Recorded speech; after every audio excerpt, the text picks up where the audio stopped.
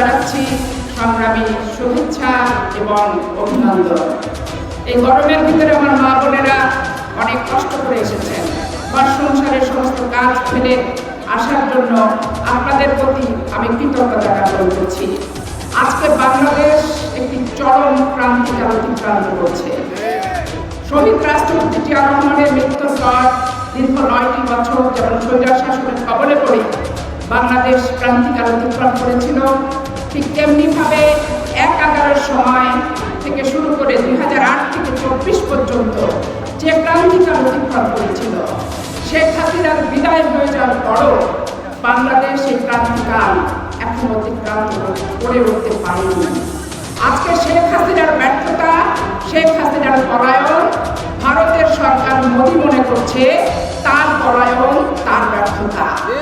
স্বাভাবিক কারণে সমস্ত তাদের যত মিডিয়া আছে, ইউটিউব চ্যানেল আছে, যত সাংবাদিক আছে, যত সংবাদপত্র আছে, বাংলাদেশ বিরোধী প্রচারে তারা ব্যস্ত হয়ে রয়েছে। এর ভিতরে তারা বিএনপিকে কিভাবে ফাঁদে ফেলবে, কিভাবে প্যাচে ফেলবে, চতুর্দিক থেকে এমনভাবে আমাদেরকে ঘিরে ধরেছে। ডাইনে গেলেও আমাদের সমস্যা, বামে গেলেও আমাদের সমস্যা, সামনে গেলেও আমাদের বিতর্ক, পিছনে গেলেও আমাদের বিতর্ক। সবচেয়ে ক্রান্তিকাল বাংলাদেশ সৃষ্টি হওয়ার পর থেকে বিএনপিকে এখন করতে হয়েছে। দেশের মানুষ, আপনারা 15 বছর লড়াই করেছেন ভোটের অধিকারের জন্য, নির্যাতিত সরকারের অপসারণের বিরুদ্ধে। আজকে যখন আপনাদের ভোটের অধিকারের কথা বিএনপি বলতে যাচ্ছে, তখন দেখা যাচ্ছে কেউ কেউ বলছে যে এই আন্দোলন তো ভোটের অধিকার আদায়ের জন্য হয়নি। এই আন্দোলন কিসের জন্য হয়েছে? নতুন দল গঠন করার জন্য হয়েছে। নতুন দলকে বাহাল করতে হবে, সাবালক করতে হবে, নাবালক থেকে সাবালক হবে, হয়ে হয়ে বাংলাদেশে গাছ আগাছা, শাখা প্রশাখা বিস্তার লাভ করবে। তারপরে যখন মনে করবে তখন নাকি ভোট দিবে। আবার যদি আমরা বলি যে আমরা সংস্কার চাই, কিন্তু সংস্কার যত তাড়াতাড়ি সম্ভব করে আপনারা আমাদের নির্বাচন দেন, তখন তারা বলছে এক দল খেয়ে গেল আর এক দল খেতে আসছে। আজকে এই প্রশ্নের আমি উত্তর দিতে চাই। আজকে জামাত ইসলামের বিভিন্ন ইসলামী বক্তারা যখন বক্তৃতা দিল যে একদল খেয়ে আসছে আর আরেক দল খেয়ে গেছে, বিএনপি তখন এইটা প্রতিক্রিয়া ব্যক্ত করলো বিবৃতির মাধ্যমে। সাথে সাথে আমির হামজা উনি পাবনায় বসে এক জালসাতে বলছেন যে একদল খেয়ে গেছে আর একদল এসে খাবে, এটা আপনাদের গায়ে লাগছে কেন? এটা অন্য দলের তো গায়ে লাগে না বলে উনি একটা ভাবি আর দেওয়ারের প্রেমের একটা ইতিহাস ওয়াজের ভিতরে বললেন। এটা আমি খুব ভালো রকম শুনেছি। আমি এখন আমির হামজাকে বলতে চাই, বাংলাদেশে 5 বছর আওয়ামী লীগ আসলে 5 বছর বিএনপি গেছে, 5 বছর বিএনপি থাকলে পরের 5 বছর আওয়ামী লীগ আসছে। এইখানে কি জাতীয় পার্টি আর জামাত ইসলাম কখনো বাংলাদেশের রাজনৈতিক অঙ্গনে বিরোধী দল হওয়ার সক্ষমতা বিএনপি থাকা অবস্থায় কি পেয়েছে? তাহলে বিএনপিকে উপলক্ষ করে যদি আমির হামজা ইসলামী জলসার নামে কথা বলেন, সেইটার প্রতিবাদ শুধু বিএনপি না, বাংলাদেশের 18 কোটি ভোটার একত্রিত হয়ে প্রতিবাদ করবে এবং আপনার এই বক্তব্যকে প্রত্যাখ্যান করবে। আমি বলেছিলাম একটা ইউটিউব সাক্ষাৎকারে যে আজহারী সাহেবকে নিয়ে, আজহারী সাহেব যখন যশোরের বক্তব্যে বললেন যে একদল গেছে আর একদল আসছে খাওয়ার জন্য, তা আমি বললাম যে আজহারী সাহেব তো নিজেই আসছে বালুচিয়া থেকে সুন্দর পরিবেশে খাওয়ার জন্য, জেলও খাটেননি, হাজতও খাটেননি, রিমান্ডেও যায়নি, বুলবুল্লা চেহারায় পুলিশের হাতের মাইনের 5টা দাগও পড়েনি, আরাম আয়েস করে ফুটফুট করে হেলিকপ্টারে আসছে আর জামাতে ইসলামের মঞ্চে উঠে বিএনপিকে সবক দিচ্ছে। এই কথায় বলাতে ওনাদের গায়ে অনেক ঝাল ধরে গেল। ওইখানে আমার এই আমির হামজা বলছেন পাপিয়া না, আমি পাপিয়া বলবো না, অন্তস্তটা বাদ দিয়ে দিল ভাই, দিয়ে শুধু পাপি বলবো।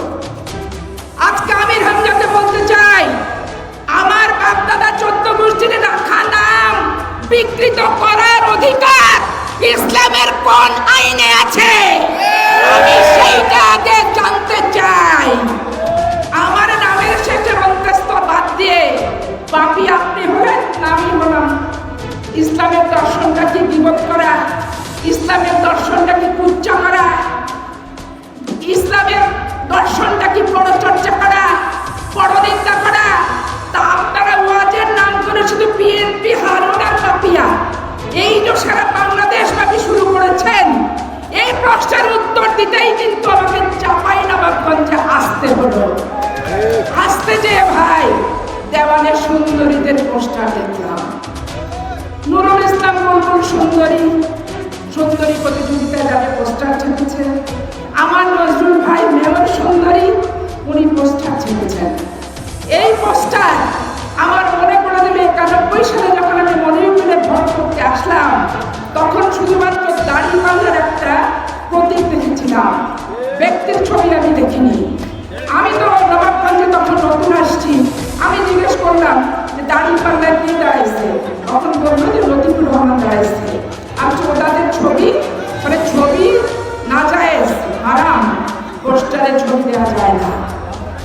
নিজে যখন রাজনীতি করতে আসলাম দেখলাম মাখন আছে, ছবি নাই, কাঁঠাল আছে, ছবি নাই, পাল্লা আছে, ছবি নাই, আবার দেখলাম ছবি আছে, প্রতীক নাই। এইরকম পরিস্থিতি। আজকে ইসলামের দর্শনটাকে এক এক সময় এক একভাবে তারা আজকে ব্যবহার করছে। এই ব্যবহারের বিরুদ্ধেই হচ্ছে আমাদের প্রতিবাদ। কিছু ইউটিউবার আছে যারা সব সময় বলছে আমরা ভোট চাচ্ছি আওয়ামী লীগকে পুনর্বাসন করার জন্য, আমরা আওয়ামী লীগের দালালি করছি, অমক করছি, তমক করছি, অনেক কথা বলছে।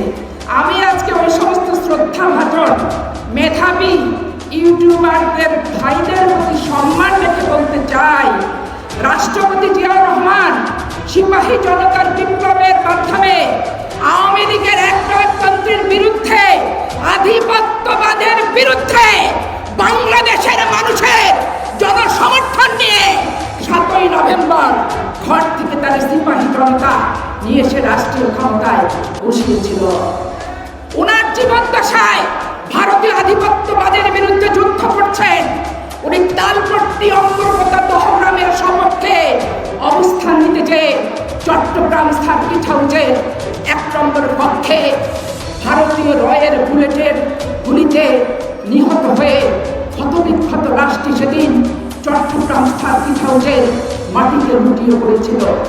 যে নেতার কণ্ঠ থেকে শেষবারের মতো উচ্চারিত হয়েছিল, প্রথম বাংলাদেশ আমার, শেষ বাংলাদেশ, জীবন বাংলাদেশ আমার, মরণ বাংলাদেশ।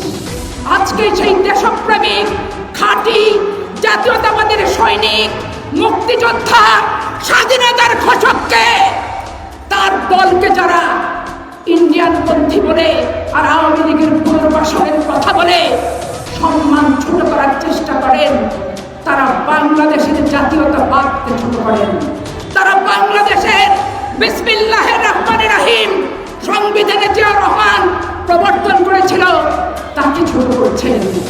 বেগম খালেদা জিয়া হেফাজত ইসলামের মতিঝিলের শাপলা চত্বরে যখন উপর্যুপরি হামলা করে নাবালক মাদ্রাসার এতিম অসহায় আলেম ওলেমার বুকে নির্বিচারে আওয়ামী লীগ বেনজির হারুন মেহেদী বিপ্লব সরকারকে দিয়ে গুলি চালিয়েছিল, সেদিনও বেগম খালেদা জিয়া ঢাকাবাসীকে বলেছিল আলেম ওলেমার পাশে দাঁড়ান। সুটকেসে করে নিজের সম্পত্তি গুছিয়ে নিজেও গিয়েছিলেন ওখানে থাকার জন্য। আজকে পার্লামেন্টে যখন আমরা এমপি ছিলাম, আলেম ওলেমা আর আল্লামা শফি সাহেবের তেতুল তত্ত্ব নিয়ে আওয়ামী লীগ যে নাকানি চুবানি করছিল, আর হেফাজত ইসলামের 13 দফাকে নিয়ে ওই তারানা হালিমদের মতো নায়িকা গায়িকাদের মাঠে নামিয়ে যে পানি ঘোলা করার চেষ্টা করেছিল, তার বিরুদ্ধে আমরা ছিলাম সোচ্চার। কোথায় ছিলেন নুরুল ইসলাম বুলবুল? কোথায় ছিলেন জামাতে ইসলামের আমির হামজা? আর কোথায় ছিলেন মালয়েশিয়া থেকে হেলিকপ্টারে করে আসা এই সুদর্শন গুলগুল্লা লালটু ইসলামিক নেতা? আর মহিলাদের বাড়িতে বাড়িতে কোরআন শরীফ নিয়ে যারা জামাতের বার্তা পৌঁছাচ্ছেন তারা সেদিন কোথায় ছিলেন? অনেক জুম্মা মসজিদে চাঁপাইনবাবগঞ্জে নুরুল ইসলামের ভোট চাচ্ছেন ইমাম সাহেবরা। 15টা বছরের কথা মনে করেন। আওয়ামী লীগের অত্যাচারে অনেক আলেম ওলামার কারাদণ্ড হয়েছে, জেল হাজত হয়েছে এবং দীর্ঘদিন নির্যাতনের শিকার হয়েছেন। লজ্জা শরম অতীতের ইতিহাস একটু স্মরণ করতে হবে। একজন জুম্মা মসজিদের ইমাম সকল মুসলমানদেরকে নামাজ পড়ানো তাদের দায়িত্ব, কোন ব্যক্তির ভোট চাওয়া তার দায়িত্ব না। কোন জুম্মা মসজিদের ইমাম যদি কোন বিশেষ ব্যক্তির ভোট চায়, বিশেষ দলের কথা বলে, তার নেতৃত্বে নামাজ হবে কি হবে না আলেম ওলামার সাথে আলাপ করে আপনাদেরকে সিদ্ধান্ত নিতে হবে। আজকে স্কুল কলেজের বাচ্চাদের সরকার প্রধানরা যদি কোনো মিছিল মিটিংয়ে আনে, এইটা অপরাধ হয়। কারণ কবলমতী শিশুদেরকে রাজনীতিতে ব্যবহার করাটা সঠিক না। জামাত ইসলামের যেখানে মিটিং হোক, সারা বাংলাদেশের মাদ্রাসার ছাত্রদেরকে বাধ্যতামূলকভাবে তারা হাজির করছে, তারা উপস্থিত করছে। আজকে সংস্কার সংস্কার বলে চিৎকার দিচ্ছেন, আমরা সংস্কার চাই। বাংলাদেশের কোন ইমাম, বাংলাদেশের কোন উলেমা, বাংলাদেশের কোন আলেম বাংলাদেশের ক্রান্তিকালে জনগণের সপক্ষে থাকতে পারবে, কিন্তু কোন বিশেষ দলের মোনাজাত, বিশেষ ব্যক্তির ভোট, বিশেষ দলের মিটিংয়ে উপস্থিত হতে পারবে না। এই সংস্কারটি আমরাও চাই। আজকে ঢাকার ইসলামী ব্যাংক ছিনতাই হয়েছে ভাই, বলতে লজ্জা লাগে। আপনাদের এইখানকার একজন এমপি প্রার্থীর ভাই, যার নাম মাসুম, ওই ছিনতাইয়ের সাথে জড়িত। ওই 1300 কোটি টাকা নিয়ে এসে বাড়িতে বাড়িতে কাকে পায়জামা, কাকে পাঞ্জাবি, কাকে জায়নামাজ, কাকে তসবি, কাকে সেমাই, কাকে সুজি, কাকে দুধ, কাকে পানি, কাকে খেজুর, এইগুলো সমস্ত দিচ্ছে। লুটের পয়সা দিয়ে জায়নামাজ কেউ গ্রহণ করবেন না। ইসলামী ব্যাংকের লুটের টাকা দিয়ে পায়জামা, পাঞ্জাবি, খেজুর আর খুরমা আর লাচ্ছি, সেমাই আর দুধের কৌটা কখনো কিন্তু জায়েজ হতে পারে না।